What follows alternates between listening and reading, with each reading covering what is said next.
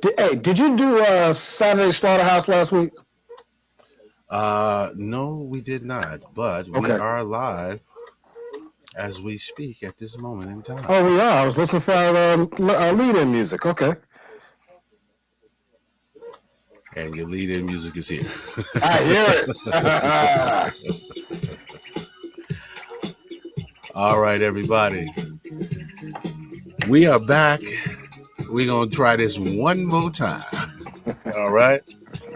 This is the Vanguard Fitness Hour live on WDHR Radio, Digital Broadcasting Network.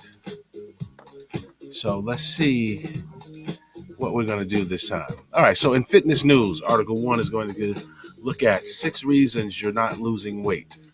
Article 2, 5 dumbbell mistakes that could be making you work out less effective.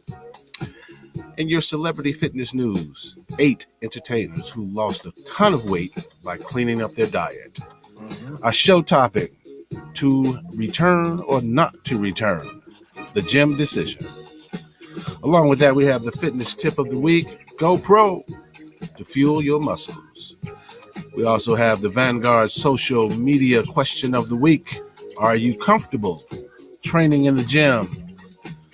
And to kick it off, we are going to start off with what the fitness guru, Mario Kuntz, has done for this week here. I am Tronce, the super producer. Ladies and gentlemen, let's bring him up. Y'all see him right here. The fitness guru, Mario Kuntz. Make it happen, brother. How you doing, super producer? Thank you for that lead-in, that intro. As always, you do a fantastic job. I appreciate you, my man. No, because I had to go and do bandwidth, brother. That's not really good on the last show. Well, that's all part of your magic. It's all part of your magic. You're just working the magic, right? We started at 11, people. We were supposed to have been on at 11. We hit it at 11:30. We had to turn around and come on back in here about 2 p.m. But you know what? It's all about how you look at it, man. The glass is always half full. That shows to me persistence and stick-to-itiveness. So that's what I like. Exactly. Just like that's determination for you. So you got to flip it around. So having said that, it is so good to be back with you through all the technical obstacles that we run across. We're going to jump every hurdle, and we're going to make sure that we bring to you the best program possible. So today is Friday, February 5th, 2021. It is a great day, and it is time for us to get started because, as always, we've got 20 pounds of fitness, inspiration, motivation, and education to stuff into a 10-pound bag. So let's get going right away. What's new with the fitness guru? That's what I want to start with today. And I got several things that I've been experiencing and had the pleasure of taking in over the last week since we were last together. And I'm going to start off with a couple of really nice gestures that were made toward me on my behalf. The first, I had a former client of mine who very hard worker, great person in the gym and outside of the gym. And she took it upon herself to download a copy of the Vanguard Exercise Management logo. And she submitted that to a friend of hers who happened to be a seamstress. So she took that logo and she designed it into what you see in front of you right now. A custom-made mask with the Vanguard Exercise Management logo. And this is a really high-quality piece of material. I mean, it's thick, it's durable. I love the elastic bands on it. It's comfortable, and more importantly, it's effective. And I'm so proud and pleased to have received this. Thank you so much, Verdell, for taking the initiative to submit that. And thank you to Pamela Washington, the seamstress, who actually designed this. She has her own company. And hopefully we can get her on board as a sponsor to promote some of her materials because this thing is fantastic. And I know people would like that. So we're looking at having these kind of mass produced and offer these to our listeners, our viewers, patients, and clients of Vanguard Exercise Management. So this is fantastic. Thank you so much for that. We need one for the logo. We need one for WDHR. Oh yeah, you know what? I've already got it. You know what? We can do that. That is not a problem. I've already got a copy of that logo. And she can work wonders. And these are not super producer. I'm gonna tell you. The reason why I'm so impressed with it, this isn't something that's just ironed on. This is stitched on lettering. and it's she just did a fantastic job with it. You can't even see the seams on the other side. So that's she did a real good job with this thing. And this would look the WDHR logo would look really good on something like this. So we're going to make that happen. All right. Oh, we have to. Okay, not a problem. I'm not going to continue to be the super producer if I don't get a mask. Listen, you can't help but be super producer, man. That's like trying to change your skin color or something, man. That ain't going to happen. No, that's not going to happen. That's absolutely right. Next up, I had a patient of mine, and I've been so impressed with her progress. She is a physical therapy patient, and we've been working together for a couple months now. And her progress has just been astounding. And one of the biggest accomplishments, or one of the hugest benefits that I get out of, or most rewarding thing that I get out of being a physical therapist and exercise rehab therapist, is the look on people's face when they have improved and their quality of life is better and they're moving without pain and they're able to function independently. There's no better feeling in the world. I love that. It's the same as when I'm working with a personal training client and they've gone from being overweight and in pain and unhappy to someone that is more in shape and able to operate on a higher level, and they're happier about their own existence. So I had that patient come to me last week, and she just handed me this as she was leaving out of the door after her session. And I did not open it yet. I wanted to go ahead and do that in front of all the viewers and share with you what it is that I'm experiencing right now. So I haven't opened this yet. I'm going to pop it open right now and see what we have here. And I have a good idea what it is just by the feel of it.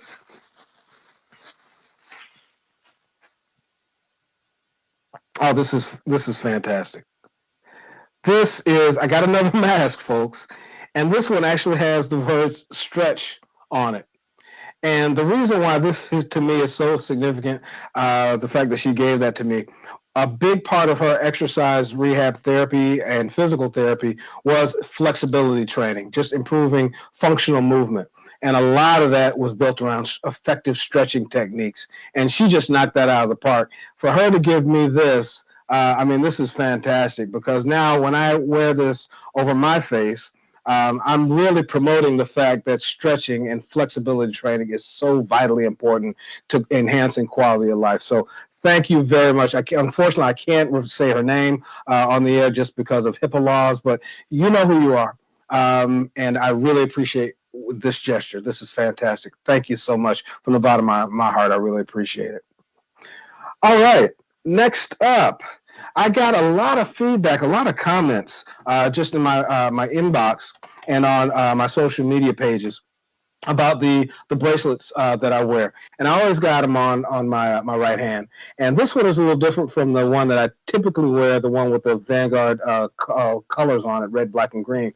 But this is a black beaded bracelet. And if you can see, it's actually got a gold dumbbell on there in the center of it, just opposite of the clasp. And I just really like these because it really promotes the kind of lifestyle that I like to project. And I had a lot of people asking about that. So I did go ahead and have these in some certain quantity made. So I'm making these available to our listeners, our viewers, patients, and clients. They are, I've got a couple different styles. This is the black and the gold. This is another black beaded bracelet with the dumbbell in the logo. It's a chrome one. And actually, it's more like gunmetal. It's like a darker chrome.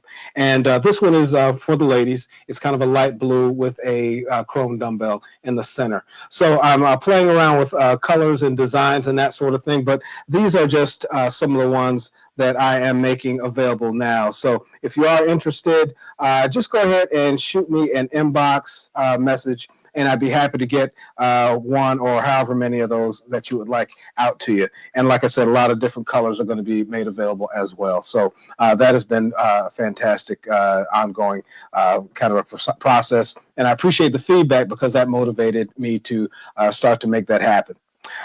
Next up, This is the month of February. And what is February? February is Black History Month.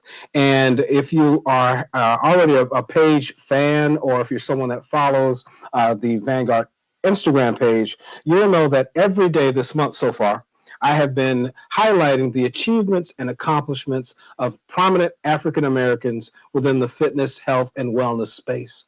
So I've had 4 individuals up already that I have highlighted, and the 5th is going out today. I'm a little bit delayed on that, but that will be going out. But I think it's very important to recognize those types of achievements. So if you happen to go on those sites, and if you're not already following the page, please go ahead and like the Vanguard Exercise Management page. Go ahead and follow the Vanguard MGT, followed by the number 1.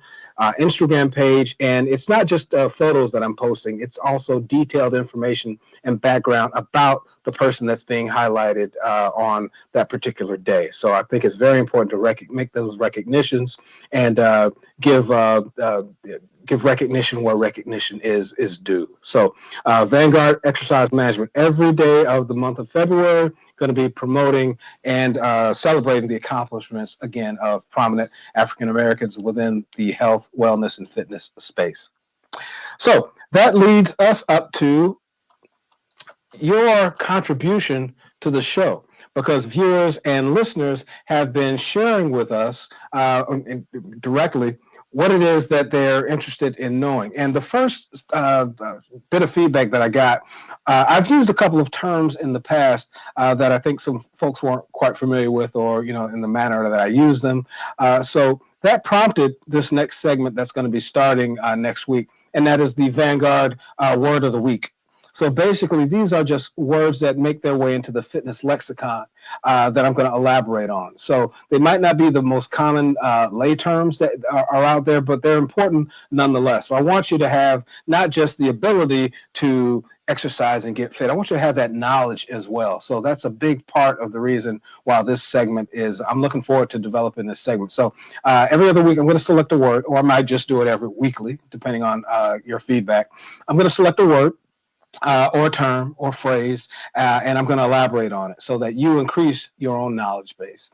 So that's the first new segment. The second segment is going to be one that takes place this week during this very show, and that is the Vanguard Question of the Week. Or actually, it's going to be a social media question. I'm looking for feedback or responses through social media.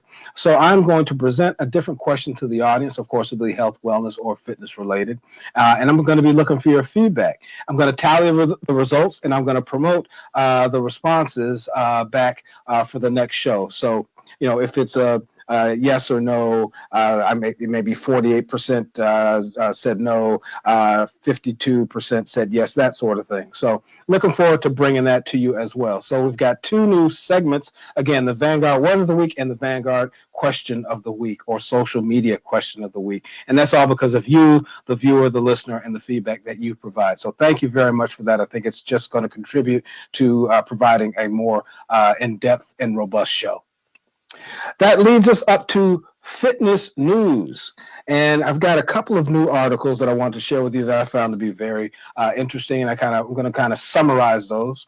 And the first is 6 reasons why you're not losing weight, and how you can start making progress. So basically busting through those hurdles and overcoming those obstacles that might hinder you from actually losing the weight that you're looking to do. Because let's face it, most people that engage in fitness, the vast majority of them are doing so in an effort to lose weight. So that's what this article is about. So even if even with a workout regimen and a diet plan, it is still possible for various factors to hold you back from achieving whatever your weight loss goals are.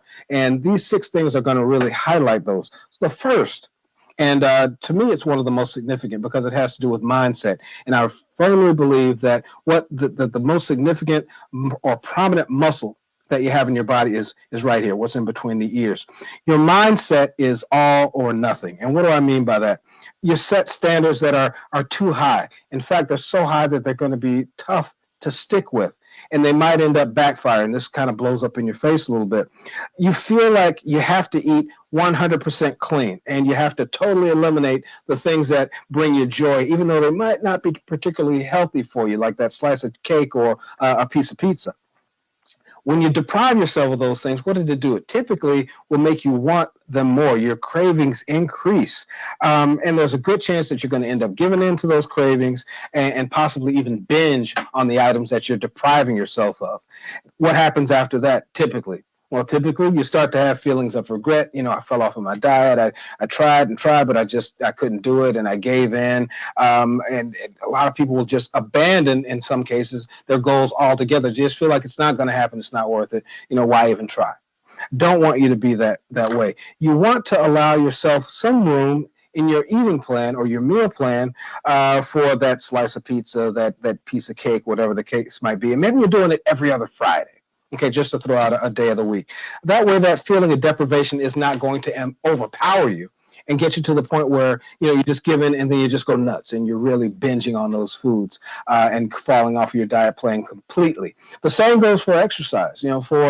Instead of forcing yourself to work out every day of the week, no matter what, plan on exercising 5 days out of the week and maybe giving yourself 2 rest days. So maybe you're working out on Monday and Tuesday, Wednesday is a break day, Thursday and Friday, Saturday you work out, and then Sunday is your rest day. So you can play around with that, whatever works best for your schedule, but allow yourself that time to recuperate and rest up, because the body needs that. If you're working out 7 days out of the week and you're going at it hard, hour and a half, 2 hours in the gym, the body never has time to repair itself. And that's when you actually see muscle growth.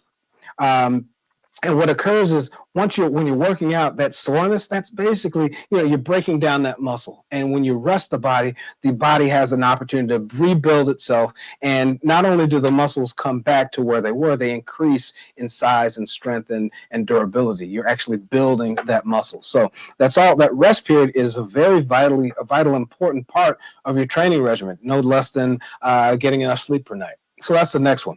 Number 2, your genes might actually be working against you. And what do I mean by that?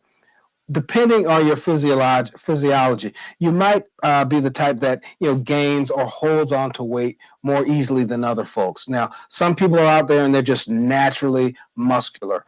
They have a naturally speedier metabolism than other folks, while other people tend to carry more fat and they burn calories at a slower pace. So you have to make accommodations for that. Everybody has different metabolic rates, and when I'm talking about metabolic rates, the rate at which your body processes food and turns it into energy, right? Even different personalities. All of these things have an impact on your weight loss efforts. So you need to think about that, taking it into consideration.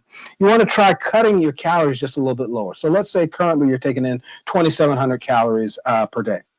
Try reducing that number from 2,700 calories a day to 2,500 calories a day. Okay, and kind of go from there. So as opposed to making a monumental, significant drop in caloric intake, going from 2,700 down to 1,200, you want to just kind of incrementally cut those down. That's going to give you a better effect during the long haul. So consider doing that. Keep a closer eye on your refined carbohydrate intake. That's key. And try incorporating HIIT training, which is high-intensity interval workouts. High-intensity interval training workouts. That's what you want to start to add in. So those are all very strategic methods that I think will kind of get you over the hump. You might be a little too consistent. And what do I mean by that? Because everybody thinks that, if you're consistent, that's got to be a good thing, right? Not necessarily so. So let's say in terms of your eating habits, every day it's a salad. And every day you're doing the same workout routine in the gym. You're probably going to get into a rut. And what happens when you start to get in a rut? When you're exercising, you're doing the same movements over and over and over again, it starts to get easier, right? Because the body has adapted. And now that you're not seeing to making any progress, that's typically because the body has adapted to the point where there's no need for it to make any changes, because the stressors that you're consistently putting on it haven't changed. So there's no need for the body to change. You want to mix things up. The same thing with your eating. Now, although eating that salad day in, day out isn't going to affect your metabolic rate in a negative sense, It can induce boredom. And what happens when you usually get bored? A lot of times that entices rebellion. So you want to mix things up. So good example in terms of your workouts. If you're used to, say you're doing sprints one day, and then the next day you're going to do a slower jog, and kind of keep the body guessing a little bit, so it's not getting so accustomed to the same things over and over again. So those are some things that you want to try. In terms of your foods, you want to make sure you've got a variety of things available to you that all fall within that nutritional plan that you're embarking on, okay? Number 4, you may be working out too much. I see this a lot, particularly with newbies, people that are just getting started. They're so gung-ho about this new exercise regimen, and they're excited, and they want to go every day of the week and, twice a day. I've seen people doing that. And what happens? They get burnt out, right? We feel like, a lot of people feel like the more I work out, the more benefit I'm going to get, and the more I'm going to be able to eat because I'm going to be burning off all those calories, right? You don't want to fall in that trap. Over-exercising, another detrimental effect of that is it's going to put stressors on your body and put you at higher risk for developing overuse injury. And if that happens, now you're sidelined for several weeks in some cases. And that's really defeating the purpose. That's counterproductive. So you want to go for that sweet spot. What's the sweet spot? In terms of your caloric exercise, your cardiovascular exercise, your resistance training exercise, you want to aim for at least 150 to 300 minutes per week of moderate intensity exercise. If it's high intensity exercise, the goal should be anywhere between 75 to 150 minutes. So that's kind of the window that you want to go for.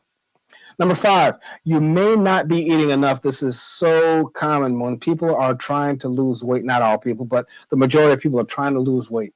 What do? They basically stop eating. They significantly restrict the amount of calories that they're taking in.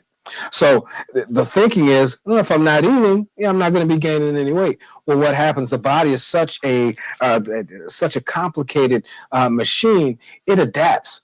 So if you're not taking in those calories anymore, what's going to happen? Your metabolism is going to start to slow down. Why? Because it's conserving its energy. Okay, it doesn't know when those meals aren't steady anymore. So now it doesn't know, when it's going to get that source of calories in for energy expenditure. So it's going to protect that body. Okay, we're going to save as much as we can because we don't know when you're going to need that energy again. So in that process, the metabolism slows down. It makes it harder, more difficult to reduce your weight. Extreme caloric restriction can also lead to a loss of muscle. And why is that? Why does that happen? Because muscle tissue is the most metabolically active tissue in the body. So here's my suggestion. Instead of doing those crash diets, then you want to start to aim to curb or reduce your caloric intake by anywhere from 300 to 500 calories per day. Okay. Over the course of the week, you're going to be looking at a weight loss of anywhere between 0.5 pound and 1 pound of body fat per week. And notice I said body fat, not body weight, because we don't want to cannibalize muscle tissue. All right. At any case, you want to be consuming at least 1,200 calories per day. Okay. Anything below that is basically you're going to caloric deficit, and that's going to have some detrimental effects. So you don't want to fall into that category. Last thing. Your stress is out of control. Stress is not just emotionally taxing or draining. It can also really convolute the weight loss process. It sends the body into confusion. The more stressed you are, the more cortisol your body produces. Cortisol is the stress hormone. Stress, and I don't have to tell you this, you probably already know that does horrible things to the body. So I know that particularly during these times, we're in the middle of a pandemic. People are worried about their jobs. People have lost income. We've had this very trying political season that's been taxing on everyone. A lot of us are still sheltering in place. We got social distancing. There's just so much going on. It's a very stressful world. Every time you turn on the TV, there tends to be something negative. So that has an effect on you. So although you cannot control or reduce all sources of stress, you can work to identify some stressors that you might be able to control. And once you're able to do that, you're able to reduce those stress levels. And I guarantee you're going to have more benefits if you do that. So those are the 6 items that I wanted to share with you in terms of making sure that you are doing everything that you can to make sure that you are getting the benefits out of your nutritional plan and your exercise regimen as you go through this weight loss or fitness journey. So that's the first one. Next story I wanted to share with you has to do with the tried and true exercise equipment piece, which is the dumbbell. And I just got a little light one here. I just want to show that with you. I'm sure a lot of you already have dumbbells. And why have dumbbells become so prevalent? Well, with the onset of the pandemic, a lot of gyms were closed. A lot of people, even in cases where gyms were closed, a lot of people just were very hesitant of going back to or starting a new gym membership. So that's why you saw a lot of store shelves just empty when it came to fitness equipment, particularly in the earlier months like April, May, June of last year. Equipment was just at a premium. People were scooping up in record numbers dumbbells. So now people have these dumbbell sets that they're at home with, and some of them, some folks are not really entirely sure how best to utilize those. Well, I'm here to say that if you are using your dumbbells incorrectly, you could actually be reducing the effectiveness of your workouts. So what I want to share with you are some tips that you can use to make sure that you're using your dumbbells effectively and properly. First thing, or mistake that most people make. I often see this. They're not holding the dumbbell correctly. In a lot of cases, it's as basic as that. Okay, you're holding dumbbells with a bent wrist. So here, okay, you don't want to have a wrist that's not rigid. When you are holding a dumbbell, the weight should be directly over that forearm and the wrist. Okay, you want to have a nice tight wrist in that area. You don't want to start to do a curl where you've got the weight that is parallel to the ground and dipping below. Like that, all right? You want to make sure that it's nice and straight when you're working those with those dumbbells. It's crucial to keep them straight and rigid throughout the entire movement, okay? That means that when you're holding your dumbbells, again, you stack those weights directly above the wrist in order to get the most benefit out of it. And this doesn't matter if you're doing, you could be doing a pull exercise, a pull movement, a push movement. You want to make sure that you keep those wrists straight. So my tip is to make sure that you keep them straight and rigid while you lift. If it does feel difficult, you probably need to reduce the weight. So if you cannot help but do this as you're trying to lift that weight, you need to reduce it by at least 5 pounds and go from there until you get something that you can comfortably hold with a nice rigid grip, okay? You want to make sure you protect those joints, and you want to make sure that you're doing the movement properly. Number 2, you use momentum to lift the weight.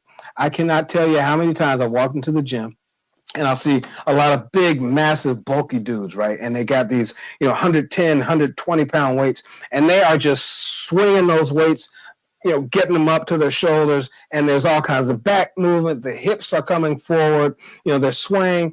They've taken the effectiveness out of the exercise.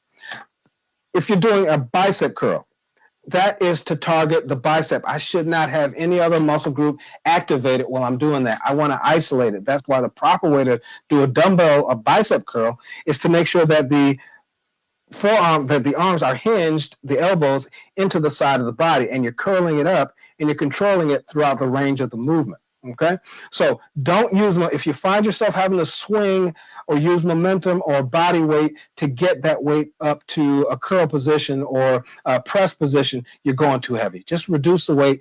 Form always tops weight any day of the week. You want to make sure you got good form first. Don't worry about the weight. Don't be embarrassed about, well, I'm only doing a 20-pound weight and that guy's over there is doing 60. Don't worry about that. You want to nail the form first. Okay? No excess motion in body movement. You don't complete your repetitions is number 3. So when you perform your dumbbell exercises, you want to do them with a full range of motion in order to reap all the benefits out of your workout. Again, I'm going to go back onto the tried and true bicep curl method. So if you're not fully straightening and bending your elbow, let me give you an example. So if I'm doing a curl, okay, I want to come all the way up, get my contraction. I want to extend the arm all the way down. Okay, I don't want to do this and then just kind of cutting it short, right? I'm not going through a full range. I want to come up to the top, get my contraction, and bring it down. So this is the concentric portion of the exercise where I'm actually shortening the muscle and getting that contraction in the bicep. And this is the eccentric or the negative where I'm lengthening the muscle. I want to go to the full range when I'm performing those movements. So if I'm not doing that, I'm not getting the full benefit out of that exercise. So I want to make sure that I'm utilizing a full range whenever I'm using my dumbbells to get the most benefit out of it. Number 4, you're not working against gravity. So from the beginning of the movement to the end of it, you want to avoid breaking down your form. So you've got to be able to make sure that you position your body in a certain way so you're engaging the right muscles. That's why a lot of exercises begin with, tightening that core, okay, and making sure you get a contraction at the top and a stretch at the bottom. What you want to do is to make sure that you adjust your exercises so that you're moving against gravity while you work out. Okay, this is going to allow you to initiate the muscles that you're targeting. So if you are working a particular muscle, and it could be triceps that you're using for your dumbbells, it can be an overhead press, when you're bringing those muscles up, I want to feel that muscle. I want to engage it properly, okay?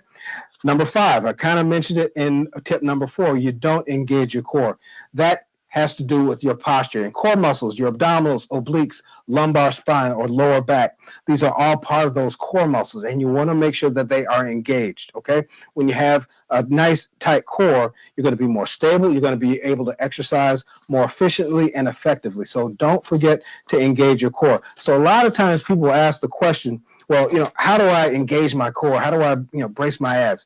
The best example I've ever used, and I share this all the time with people, what I want you to do is to imagine you're about, and I know it sounds crude, but imagine you're about to take a punch to the stomach, okay? You see it coming. There's nothing you can do about it. All you can do is brace yourself for it. You want to engage those abs, bear down, tighten them up, so that when that impact happens, it's not having as detrimental an effect as it could have. So you're just squeezing on those abdominal muscles, tightening that core. That's what it's all about. So those are 5 things that you can utilize in order to make sure that you are utilizing dumbbells correctly and getting the most benefit out of your exercise routine. So let me have super producer Tronce jump in for a minute. Anything about any of those first 2 articles that stood out for you that you find to be noteworthy?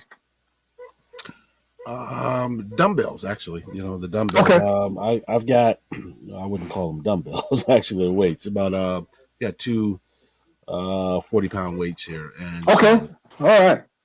That definitely, the dumbbell piece definitely gave me a better understanding in regards to, what to do, how to position myself in that sense. Because, when I started with them, I was, hitting the YouTube channels, and not to say that YouTube is bad, the channels. No, not at all. That, definitely are great, but I guess for me, it was just more so the positioning aspect of it. So looking at that and understanding what you're saying, now I have a better understanding as far as how to position myself and kind of basically create a little bit of my own exercise routine.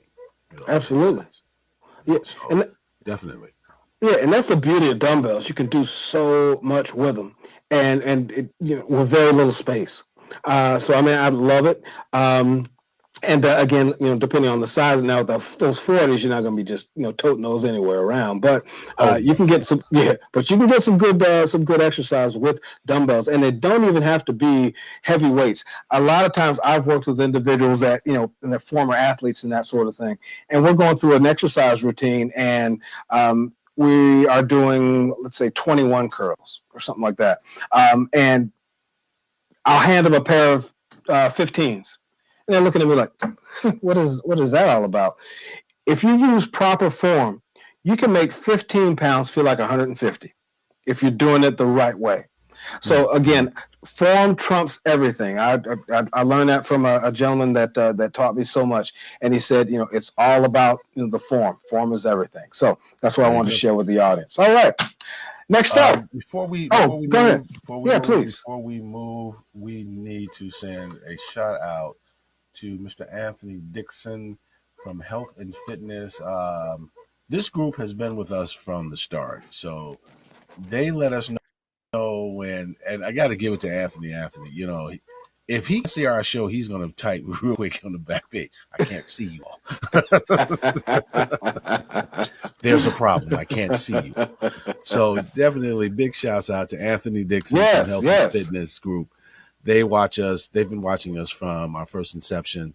So we definitely want to give a big shout out to them. You can't get any better than that, especially when they're, that on point with it. It's so funny.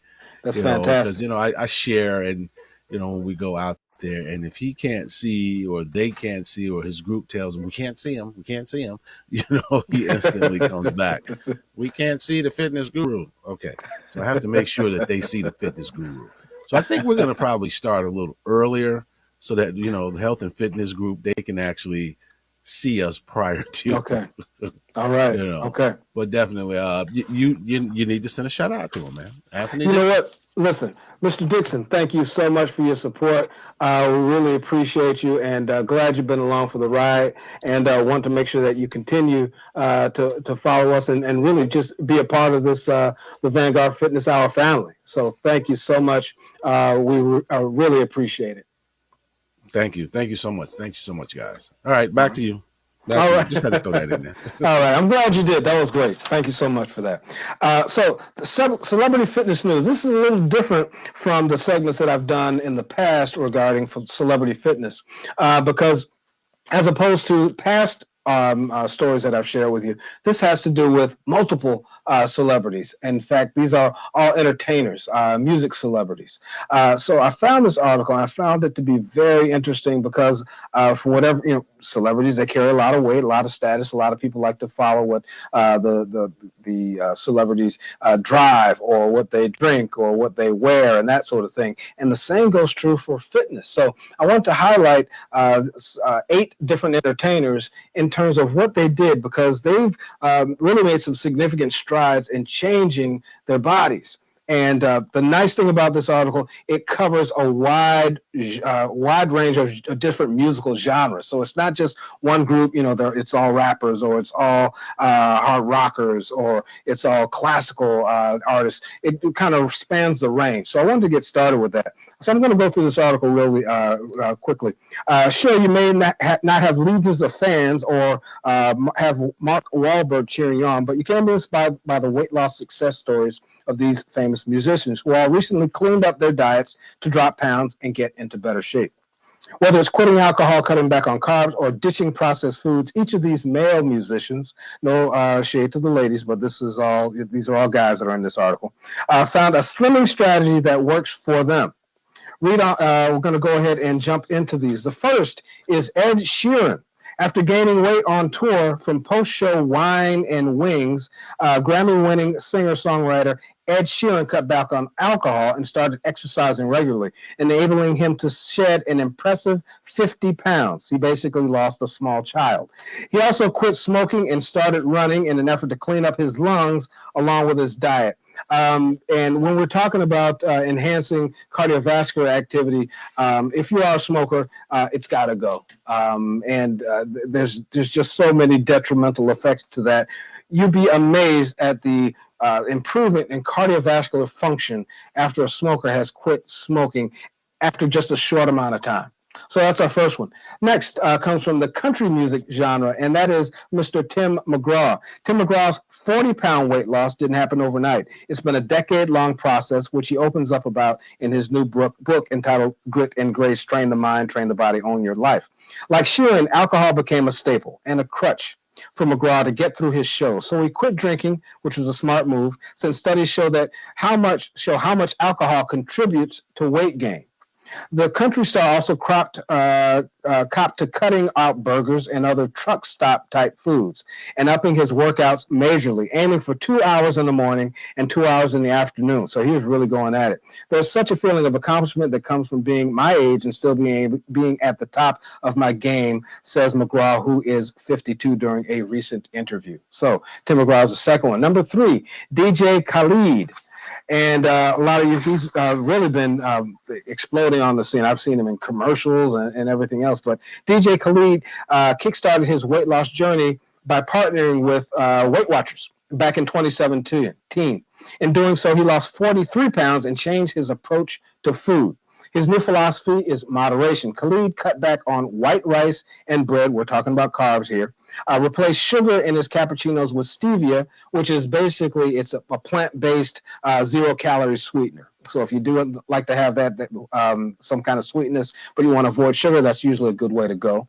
And he started eating more fish and salads. He reportedly still indulges in his favorite sweets like pumpkin pie, only now he does so sparingly, and he treats it like a celebration. So it's more of a reward, which is kind of what I was talking about before with the last article that we talked about. The next celebrity on the list, Eminem. Early in his career, Eminem, and I didn't even know about this, but early in his career, Eminem ballooned to almost 230 pounds by constantly eating, and in his own words, eating badly. When I got out of rehab, I needed to lose weight, but I also had to figure out a way to function sober. He started running, but got compulsive about how many calories he was burning each day. He's since found more balance. Okay, he kind of obsessed about it. Mixing up his at-home workouts, he favors the P90X and Body Beast. And in April of 2020, he celebrated 12 years of addiction recovery. Number 5 is Kenny Chesney, the country crooner. He has one simple rule that he uses for keeping his fit physique. No carbs after 5 o'clock. That means no potatoes, no rice, no pasta, nothing. To make up for any carb cravings, what he does is he eats more protein and doubles up on his vegetables, so he can wake up feeling leaner in his own take on that. Low-carb diets have long been linked to weight loss, and Chesney's rules offer a manageable way to reduce that carbohydrate intake. So Kenny Chesney focuses on the carbohydrate aspect of his food intake. Next up, super producer, you actually mentioned this name to me several weeks ago, but number 6 on the list is Mr. Busta Rhymes. Remember you were telling me about him, right? Oh, yeah. Yeah. All right. Yeah. So at age 48, rapper Busta Rhymes proudly claims that he is in the best shape of his life. Rhymes experienced a major turning point after an emergency surgery in 2019 forced him to take his health into his own hands. He had to steer things in a different direction, he said. I was too young to be on all these blood pressure medications and acid reflux medications. He hired a trainer and completely overhauled his diet, prioritizing whole, real foods. Whole foods are basically foods that have not been processed. Okay, so as close to a food source's natural state as possible. He substituted real foods like oatmeal and eggs for breakfast, salads for lunch, and fish or steak with lots of veggies for his dinner. Number 7, and I got to admit I wasn't familiar when I saw the name, but when I saw the group, it made sense. And that person, that individual is Dan Reynolds, the lead singer of Imagine Dragons. His weight loss was actually a side effect of a much more serious health endeavor. Reynolds has a rare autoimmune disease called ankylosing spondylitis, which has caused him constant agony for years. It's actually a very painful, debilitating condition. In order to manage his pain, Reynolds overhauled his diet and exercise routine, and now he's ache-free and happier than ever. And he's also completely shredded. He's really defined himself, toned and tightened those muscles. He sticks to a clean, anti-inflammatory diet that's full of nutrient-rich fruits and vegetables and complex carbs: oatmeal, berries, bananas, salad, sweet potatoes, brown rice, chicken, lamb, and lots of olive oil, which is a much better option than canola oil or vegetable oil. Number 8, and the final celebrity on the list is Rick Ross. After a hypertension diagnosis, hypertension is basically high blood pressure, the rapper and chicken wing devotee, they call him, who owns, and there's a reason for it, and I didn't know about this, he owns 25 Wingstop franchises. Rick Ross dropped a staggering 100 pounds, so he's by far the biggest weight loss champ on this list. How did he do it? According to him, it's all about balance. He has added healthy snacks between meals and slows down eating heavy meals later in the day. Per his doctor's orders, he also cut soda. I cannot tell you how significant soda reduction or elimination, what a difference that makes. I have had clients that I've worked with that have lost weight strictly by eliminating soda. didn't increase their exercise routine, didn't change their diet much. They just cut out the soda. It is huge. So if you are serious about losing weight, you are a soda drinker, you need to take a good hard look at what it's going to take you to eliminate that from your diet. So so my hat's off to all these, particularly Rick Ross. I mean, to lose 100 pounds without surgery, that's pretty significant. So congratulations to all these celebrities. Great work, and I hope they stay on the right track of health, wellness, and fitness. So, super producer, any feedback from me before we get to today's show topic? What are you thinking? Big ups to Rick Ross. Hey, that's all I can say. Hey, 100 pounds, that's no joke. 100 pounds, seriously? And you own 25 Wingstop? I had no idea. And there's one right. I wonder if he owns the one around the corner from me. You never know. I mean, why not diversify and have them in different cities in that? I don't know where they're located, but who knows? But for all the celebrities, you know, we send a lot of congratulations. Definitely a lot of congratulations. I like that. I'm not sure. I think you said Mcgraw, Tim Mcgraw. He did more of an inflammatory. Was that it? Anti-inflammatory, yeah. He suffers from an anti-inflammatory disease, ankylosing spondylitis. Yeah, and that kind of resonated with me, just kind of based on some of the things that I'm going through. So I think I'm gonna, have my doctor take a look at that. Good. That's a good way to go. The pains, so that kind of resonated with me a bit there. But congratulations to all 8. Definitely. Eminem. Big ups to Eminem. Big fan of Eminem's. So to see him do what he's doing definitely is impressive. It's totally impressive. It is. I didn't know he got that heavy. I didn't know it was 230 at one point. I just always have this image of him as this thin, kind of slim, trim guy. Yeah, I didn't know either. And I have to say, it can happen. Just to kind of touch on, what I'm going through. I looked at it. We did the weight and everything at the doctor's office, and I'm 251. I'm 6'1.5".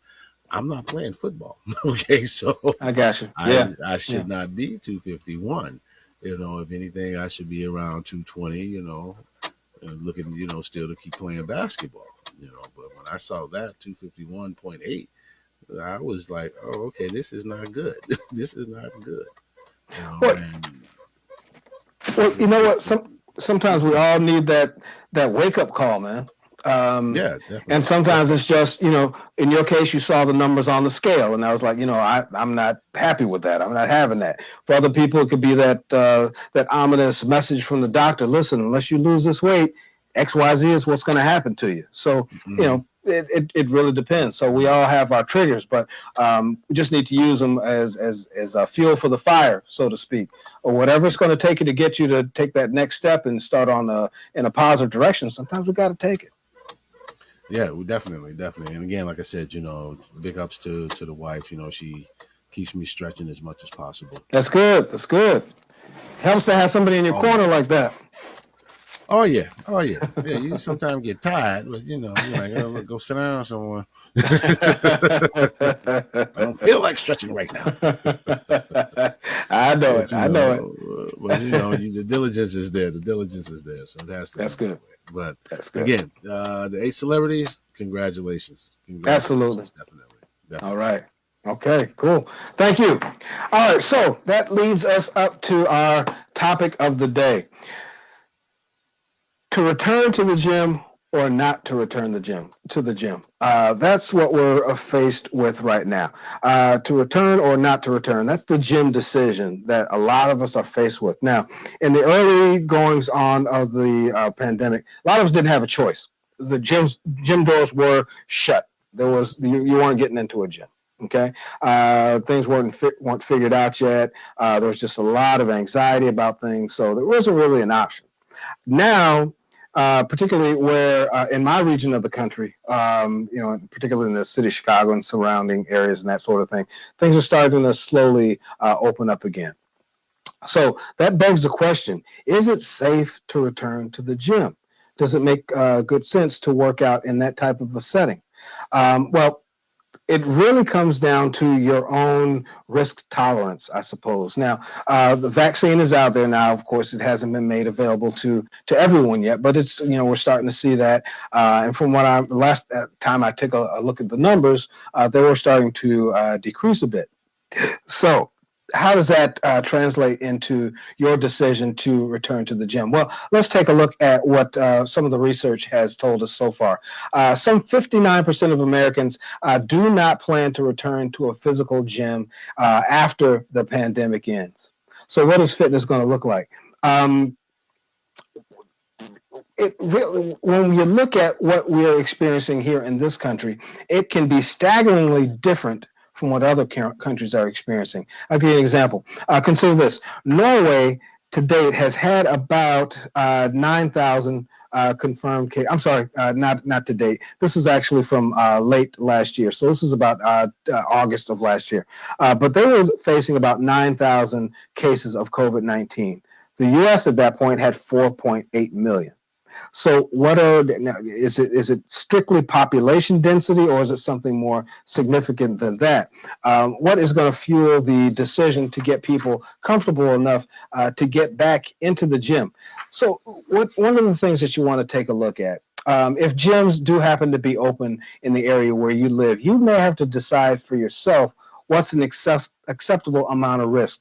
Now, the CDC, or Centers for Disease Control, has said that we know that COVID-19 risk infection is higher for people with pre-existing conditions. Those pre-existing conditions primarily are cancer, chronic kidney disease, COPD, which is a serious heart condition, sickle cell anemia, type 2 diabetes, as well as those individuals who are clinically obese or immunocompromised. So they've got a weakened immune system for whatever reason. If this sounds like you, if you happen to fit into any of those categories, my advice is to avoid the gym. Now, again, it really comes down to what you're comfortable with in terms of risk. I don't know I don't believe that having those types of those physical conditions is conducive to being in a gym setting. Okay. You also need to factor in what your gym happens to be doing to mitigate the risk.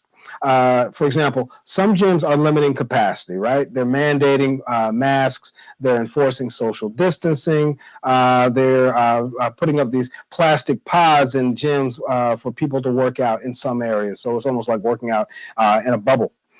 Some fitness clubs have enacted these contactless sign-in procedures, so you're not making contact with anything. There's contact tracing. There's temperature checks on entry. There's increased hand washing and hand sanitizing stations. So have the locker room cleaning schedules increased. So what is that gym actually doing? My advice would be to speak with a manager. Before you return to that gym or decide you want to sign up for a new membership, if your gym in question is opening, you definitely want to take a look at what it is that gym is doing to protect its members. If the answer is not significantly reassuring for you, I'd walk right out the door. Okay. I've seen or heard stories of gyms that are open right now that, you're required to wear a mask as you enter the building. But as soon as you walk in, they are, you can take it off and do whatever you want.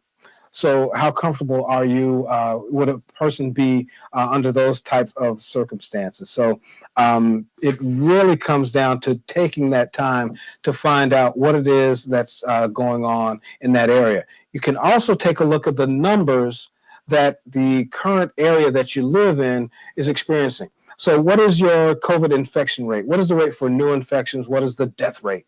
So some states are higher than others. I mean, I would just take a look at between Illinois and Indiana.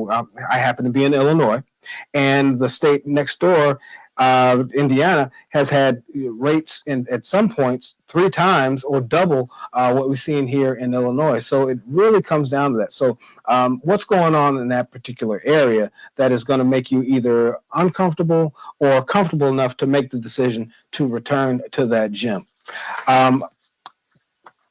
The prevailing decision or thought process that I'm seeing is that people have become used to working out at home or working out on their own in an open area. Now, how that's going to affect the gym industry going forward remains to be seen.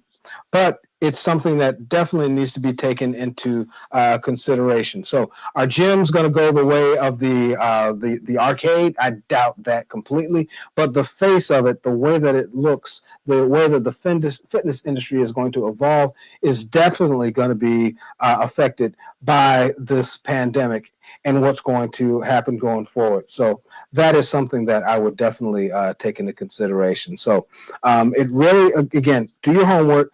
What makes the best sense for you? You've got to take not just yourself into consideration, because what happens is people that exercise on a regular basis, they tend to be the individuals that are at less risk. They're in better condition, that sort of thing. So the thinking is, well, I don't really need to worry about it, because even if I do get sick, I know I'm going to be able to fight it off. I'm not going to have those detrimental effects. You have to think beyond that. If I were to become symptomatic, or even if I was asymptomatic and I became a carrier for COVID-19, it's probably not going to sideline me. It's probably not going to get me to the point where I'm bedridden or require hospitalization. But I have to be considerate of the people that I'm around. That's the important, my family, my friends, whatever the case might be. So I have to make sure that I'm taking the time to do that and consider the people that I come into contact with on a regular basis. So it's not just about you when it comes to that. So I know that Super Producer, we have been talking about that before, and I think that he wanted to jump in with that. So Super Producer trying to say, what are your thoughts on returning to that gym or getting started at a gym? What do you think about it? I like exactly what you said, as far as people making sure that they are healthy enough to go in, but you can never take for granted that you can be so healthy that you're able to fight something off. Okay. As far as going back to the gym, it's an understanding. And for me, it's an understanding in regards to just the career path that I have taken, as far as, not just music and production and everything, but, also, I have a degree in IT and computer science. So I know that there's a lot within this pandemic that has brought, people back home, basically. Right. And as far as working out, there seems to be a lot of that. And based on the show that we do, I have to do a lot of research to make sure that, we fact check, we do everything correctly. And there are more people working at home and gravitating to, those people such as yourself, that are starting their YouTube channels as far as for fitness and bringing that in. And that's more of a comfortable stage for people right now. Now, as this pandemic, begins to die down, which is not going to be within the next, 4, 5, 6 months, not even less than a year. Even though our numbers are going down, we still have numbers that are actually increasing as well. And that's because of the variant. So we can't put that to the side as far as the variant is concerned. Correct. That is still there. So what I would like to do with this show is to focus on, the exercise of the week, and those different, at the end of the month, we put all of those together to start getting people to really participate with us and understand that working out from home is not a bad thing. It's actually a good thing, and not at all. It's actually a safe way for you to feel comfortable, not be so stressed out, in regards to, well, am I going to catch something, or anything of that sort. No, we're not saying don't wash your hands, don't do that. No, you're in the house, of course, wash your hands at least 3 to 4 times a day. Make sure that you're disinfecting, you're doing everything that is supposed to be done, that is recommended by the CDC.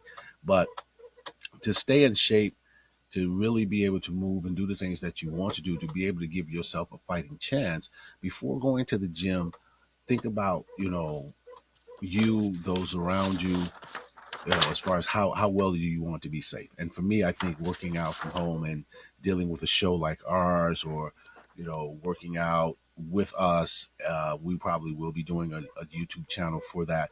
That's the way, for me, I would think that is the way to go. And I know, Mario, you want that gym back, but I would advocate for you, before we do the gym, before we push going back to the gym, give people an opportunity to say, hey, look, you know what? let me work out with someone like Mario or someone like, let's say it's Sally or Bob, Bill, or whoever, and just really get myself acclimated to the point where I can say, okay, I feel okay going back to the gym. And that's what, gym owners have to understand. That you have to Absolutely. let them say, I feel okay coming back. You can't force it. No amount of, gym memberships are going to really force a person to come back. Not today. They shouldn't, and they should not. They definitely shouldn't. And I'm glad you mentioned that, because in the case of my own facility, there had to be a point where I had to balance out and weigh out the safety of members above anything else. I mean, I happen to have a significant elderly membership also. And those were, at that time, it was early on, recognized that was a class of individuals that was very susceptible to the virus. So do you risk exposing those people and carry on business operations as usual and, say, well, I'll just have them sign a waiver? Or do you really take the steps necessary to make sure that those people are protected as possible? So it was really a kind of a no-brainer. Exactly. And then there's, and then in terms of the spread of the disease, just in some of the articles that I've read, there was a study by South Korean researchers that was submitted to the CDC, and it found that in just a small group setting, more than 100 people contracted COVID-19 from fitness dance classes and at a dozen sports facilities. And it seemed that infections were spread by the actual instructors, some of whom contracted the virus at an instructor training workshop before passing it on to their students.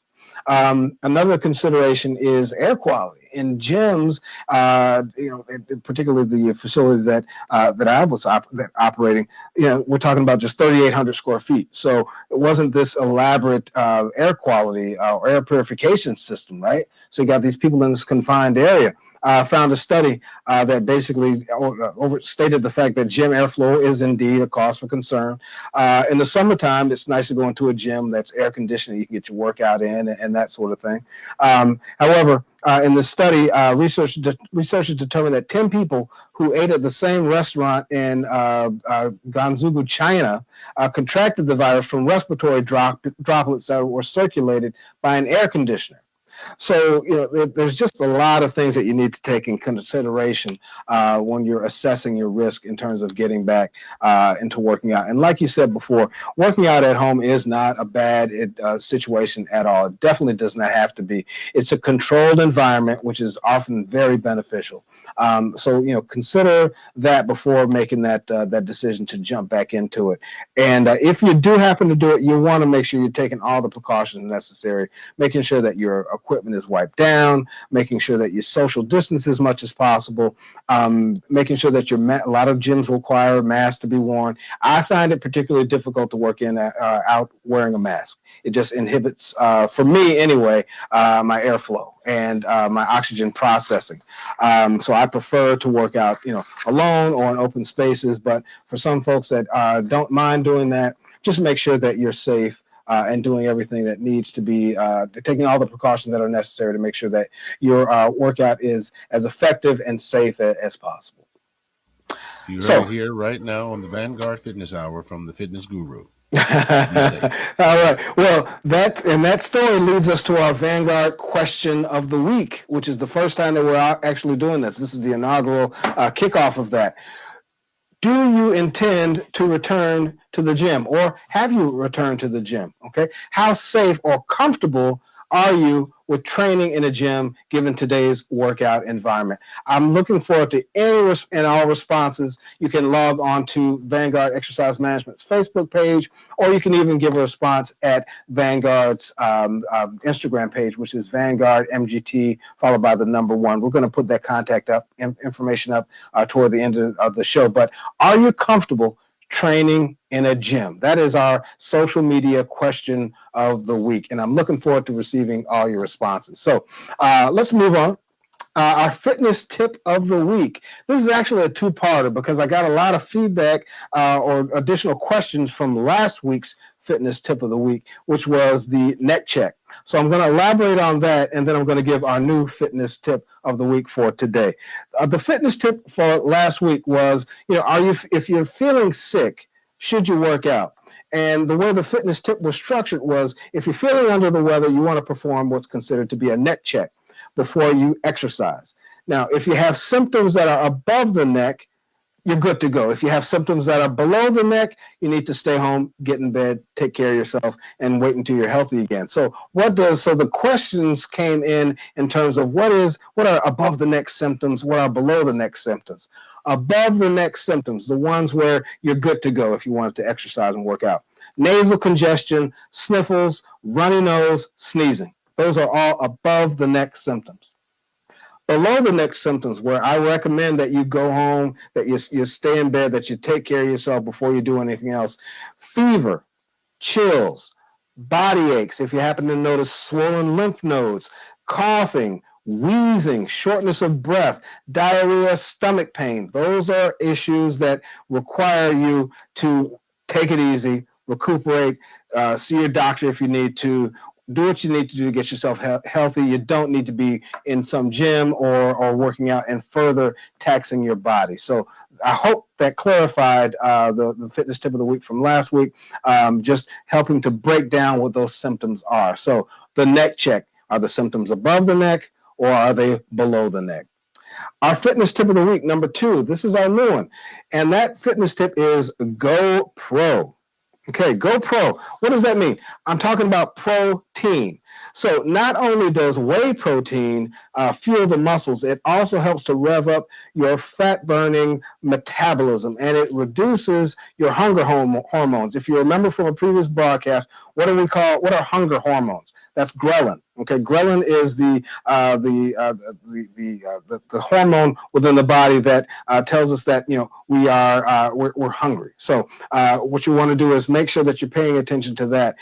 Sip a protein drink or shake within 30 minutes after your workout for most effective results. Okay, so protein, and I mentioned whey protein. What is whey protein? Whey is basically the liquid portion or the liquid runoff, basically, from the cheese making process. So I'll give you a perfect example. If you ever open up a container of yogurt and you see there's like liquid that's formed on the top, that's actually whey.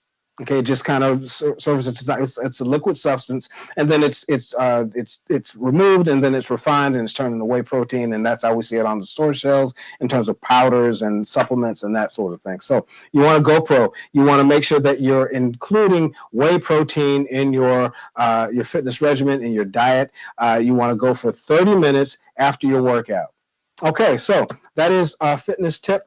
Number 1 and 2 for the week, and that leads us into our exercise of the week. And last week we had the benefit of stringing together 5 different movements into one cardio circuit set, which was a lot of fun. We're going to be doing the same with this next grouping of exercise. So this is the very first one.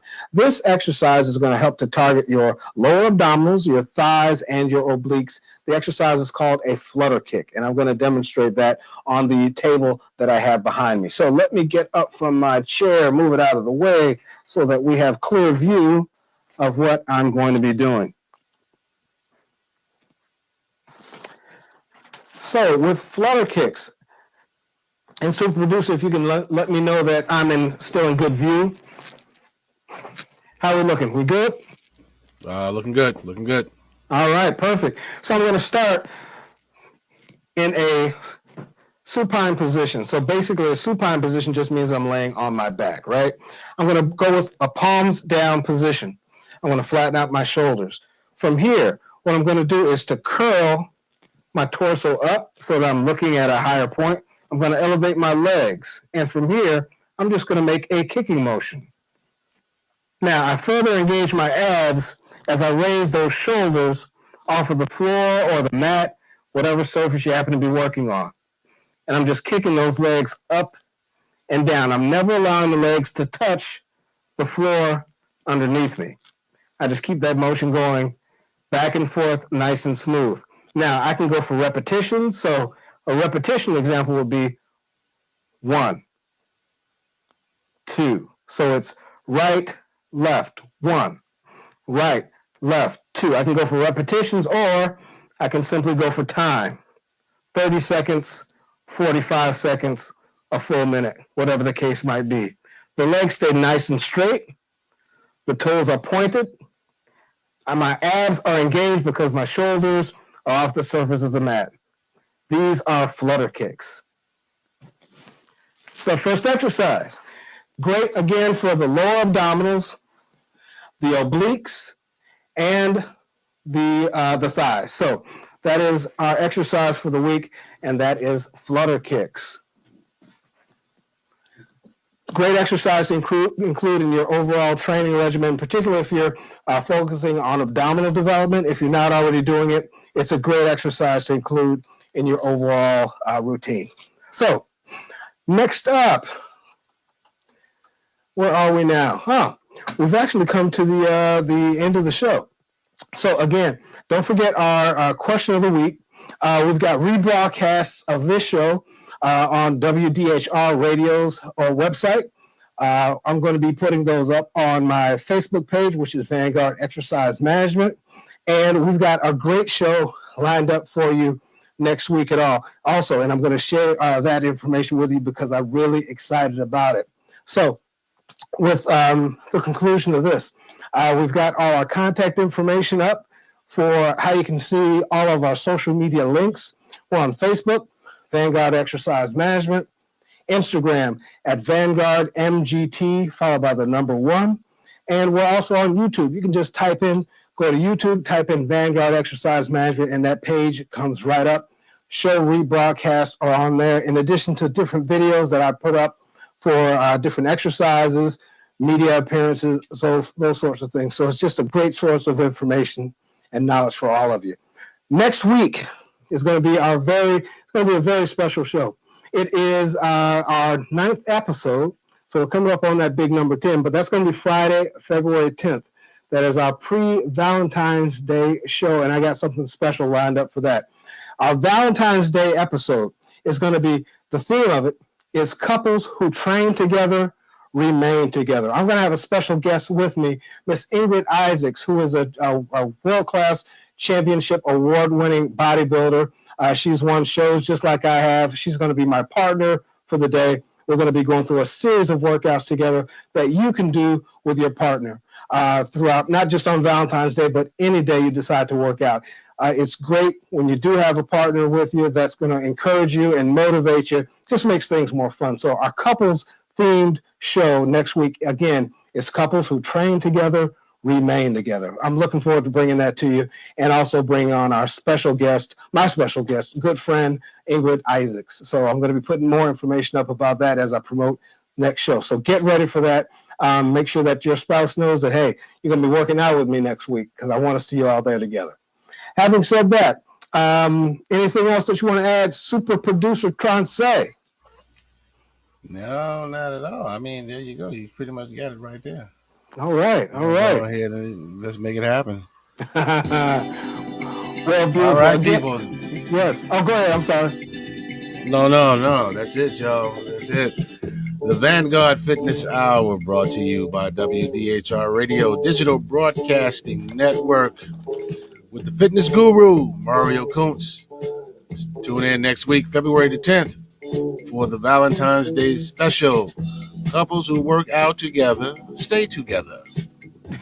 All right, now we go. I want to see how crazy. I want to see how crazy this gonna be. I'm gonna have my wife with me as well. Yeah, it's gonna be interesting.